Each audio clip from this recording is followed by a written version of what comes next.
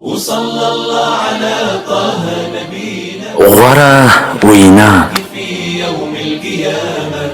وصلى الله على طه نبينا شفيع الخلق في يوم القيامة. د مؤمن د پاره مرګ یو پل دی چې دی د خپل حقیقي محبوب سره ملاوي. والقالب سالي في ذي المدينة محمد من على رتب المعالي. خپل ضرورتونه محدوده کول دولتمندي ده. وقربه المهيمن ذو الجلال فكان أجل من صلى وصام. محمد من على رتب المعالي وزاد د لذت په خاطر سره ګناه مکوه، ځکه لذت به ختم سي خو ګناه به باقي پاتې. كان أجل من صلى وصام ويطيب حالي والقلب سالي ويطيب.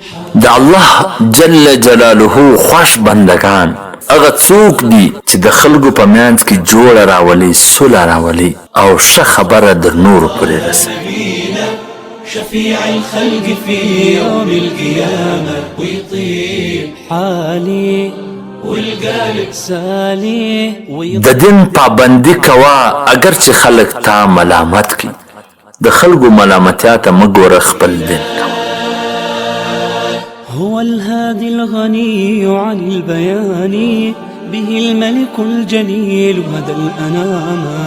وقامت د علماو په صحبت سره زړونه ژوندي کیږي. د علماو سره ناسته ولاړه کوي چې زړونه مې ژوندي پاتې عن البيان به الملك الجليل هدى الأنام.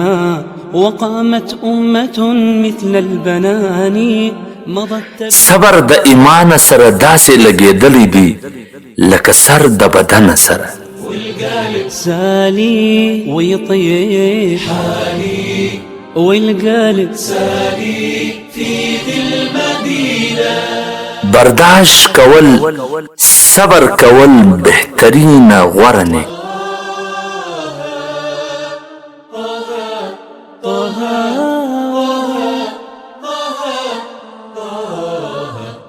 رشتیا ویل د ټولو بدیانو علاج دی. كمثله بشر تسامى فرحلته مسارات امتحان بها غرس الفضيلة والسلام. د فضول امیدونو څخه ځان وساته، د پالتو امیدونو څخه تمناو څخه ځان وساته، ځکه دا د احمقانو د بیوقوفانو سرمایه.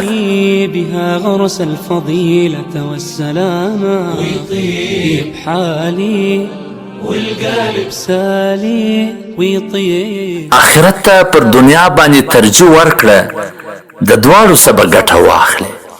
یعنې که چیرې آخرت ته ګورې پر دنیا یې مخته کې، نو د دنیا څخه به هم ګټه واخلې او په آخرت کې به هم ګټه ورکړې.